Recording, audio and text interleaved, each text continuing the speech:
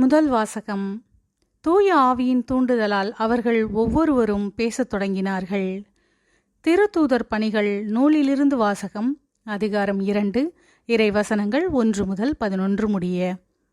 பெந்தகோஸ்து என்னும் நாள் வந்தபோது சீடர்கள் எல்லாரும் ஒரே இடத்தில் கூடியிருந்தார்கள். திடீரென்று கொடுங்காற்று வீசுவது போன்று ஓர் இரைச்சல் வானத்திலிருந்து உண்டாகி அவர்கள் அமர்ந்திருந்த வீடு முழுதும் ஒலித்தது. மேலும் நெருப்பு போன்ற பிளவுற்ற நாவுகள் ஒவ்வொருவர் மேலும் வந்து அமர்ந்ததை அவர்கள் கண்டார்கள். அவர்கள் அனைவரும் தூய ஆவியால் ஆட்கொள்ளப்பட்டனர். தூய ஆவியின் தூண்டுதலால் அவர்கள் ஒவ்வொருவரும் வெவ்வேறான மொழிகளில் பேசத் தொடங்கினார்கள். அப்பொழுது வானத்தின் கீழுள்ள அனைத்து நாடுகளிலுமிருந்து வந்திருந்த இறைப்பற்றுள்ள யூத மக்கள் எருசலேமில் தங்கியிருந்தனர். அந்த ஒலியை கேட்டு கூடிய திரளான மக்களுள் ஒவ்வொருவரும் தம் சொந்த மொழிகளில் அவர்கள் பேச கேட்டு குழப்பமடைந்தனர். எல்லாரும் மலைத்து போய், இதோ பேசுகின்ற இவர்கள் அனைவரும் கலிலேயர் அல்லவா? அவ்வாறிருக்க நம்முடைய தாய்மொழிகளில் இவர்கள் பேசுவதை நாம் ஒவ்வொருவரும் கேட்பது எப்படி என வியந்தனர். பார்த்தரும் மேதியரும் எலாமியரும் மெசபதோமியா, யூதேயா, கப்பதோக்கியா, போந்து, ஆசியா ஆகிய நாடுகளில் வாழ்கின்றவர்களும், பிரிகியா, பம்பிலியா, எகிப்து, சீரேன் நகரை அடுத்த லிபியாவின் பகுதிகளில் வாழும் மக்களும், ரோமையிலிருந்து வந்து தங்கியிருந்தவர்களும், யூதரும் யூதம் தழுவியோரும், கிரேக்கரும் அரேபியரும் ஆகிய நாம் நம் மொழிகளிலே கடவுளின் மாபெரும் செயல்களை இவர்கள் பேசக் கேட்கிறோமே என்றனர். ஆண்டவரின் அருள்வாக்கு. இறைவனுக்கு நன்றி. பதிலுரை பாடல். திருப்பாடல் 104. பல்லவி. ஆண்டவரே, உம் ஆவியை அனுப்பி மன்னகத்தின் முகத்தை புதுப்பிக்கின்றீர். ஆண்டவரே, உம் ஆவியை அனுப்பி மன்னகத்தின் முகத்தை புதுப்பிக்கின்றீர். என் உயிரே, ஆண்டவரை போற்றிடு.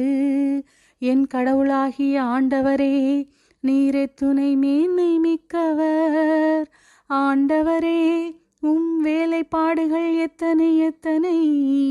பூவுலகம் உம் படைப்புகளால் நிறைந்துள்ளது. ஆண்டவரே, உம் ஆவியை அனுப்பி மன்னகத்தின் முகத்தை புதுப்பிக்கின்றீர். நீர் அவற்றின் மூச்சை நிறுத்திவிட்டால் அவை மாண்டு மறுபடியும் புழுதிக்கே திரும்பும். உமது ஆவியை நீர் அனுப்ப அவை படைக்க பெறுகின்றன. மன்னகத்தின் முகத்தை புதுப்பிக்கின்றீர்.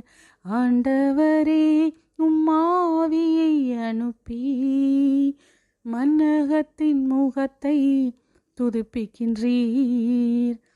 ஆண்டவரின் மாட்சி என்றென்றும் நிலைத்திருப்பதாக. அவர் தம் செயல்களை குறித்து மகிழ்வாராக.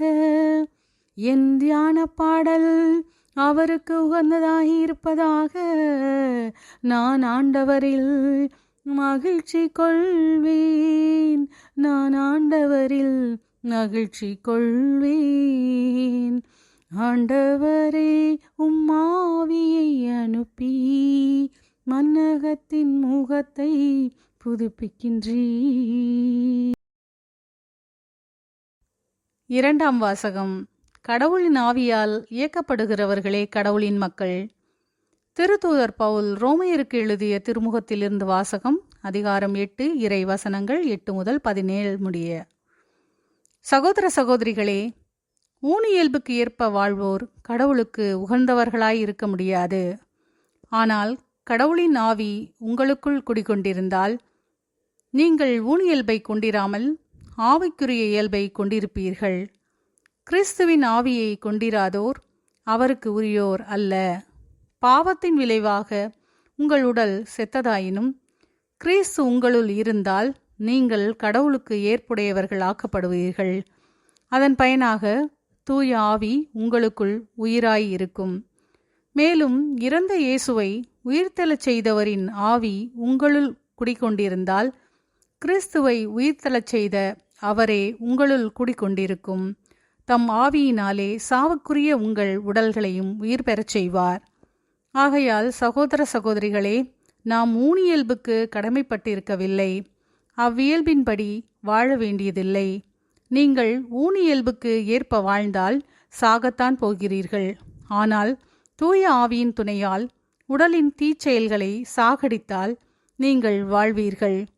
கடவுளின் ஆவியால் இயக்கப்படுகிறவர்களே கடவுளின் மக்கள். மீண்டும் அச்சத்திற்கு உள்ளாகும் மனப்பான்மையை நீங்கள் பெற்றுக்கொள்ளவில்லை. மாறாக கடவுளின் பிள்ளைகளுக்குரிய மனப்பான்மையையே பெற்றுக்கொண்டீர்கள். அதனால் நாம் அப்பா, தந்தையே என அழைக்கிறோம். நாம் இவ்வாறு அழைக்கும்போது நம் உள்ளத்தோடு சேர்ந்து தூய ஆவியாரும் நாம் கடவுளின் பிள்ளைகள் என்பதற்கு சான்று பகர்கிறார். நாம் பிள்ளைகளாயின் உரிமைப்பேறு உடையவர்களாயிருக்கிறோம். ஆம், நாம் கடவுளிடமிருந்து உரிமைப்பேறு பெறுபவர்கள், கிறிஸ்துவின் பங்காளிகள். அவருடைய துன்பங்களில் நாம் பங்கு பெற வேண்டும். அப்போதுதான் அவரோடு மாட்சியிலும் பங்கு பெறுவோம். ஆண்டவரின் அருள்வாக்கு. இறைவனுக்கு நன்றி. நற்செய்தி வாசகம். தூய ஆவியாராம் துணையாளர் உங்களுக்கு அனைத்தையும் கற்றுத்தருவார். யோவான் எழுதிய தூய நற்செய்தியிலிருந்து வாசகம். அதிகாரம் 14, இறைவசனங்கள் 15 முதல் 16 மற்றும் 23 முதல் 26 முடிய. அக்காலத்தில் இயேசு தம் சீடருக்கு கூறியது: நீங்கள் என் மீது அன்பு கொண்டிருந்தால் என் கட்டளைகளை கடைப்பிடிப்பீர்கள். உங்களோடு என்றும் இருக்கும்படி மற்றொரு துணையாளரை உங்களுக்கு தருமாறு நான் தந்தையிடம் கேட்பேன். தந்தை அவரை உங்களுக்கு அருள்வார். என் மீது அன்பு கொண்டுள்ளவர் நான் சொல்வதை கடைப்பிடிப்பார். என் தந்தையும் அவர் மீது அன்பு கொள்வார். நாங்கள் அவரிடம் வந்து அவருடன் குடிகொள்வோம். என் மீது அன்பு கொண்டிராதவர் நான் சொல்வதை கடைப்பிடிப்பதில்லை. நீங்கள் கேட்கும் வார்த்தைகள் என்னுடையவை அல்ல, அவை என்னை அனுப்பிய தந்தையுடையவை. உங்களோடு இருக்கும்போதே இவற்றையெல்லாம் உங்களிடம் சொல்லிவிட்டேன். என் பெயரால் தந்தை அனுப்பப் போகிற தூய ஆவியாராம் துணையாளர் உங்களுக்கு அனைத்தையும் கற்றுத்தருவார். நான் கூறிய அனைத்தையும் உங்களுக்கு நினைவூட்டுவார். ஆண்டவரின் அருள்வாக்கு.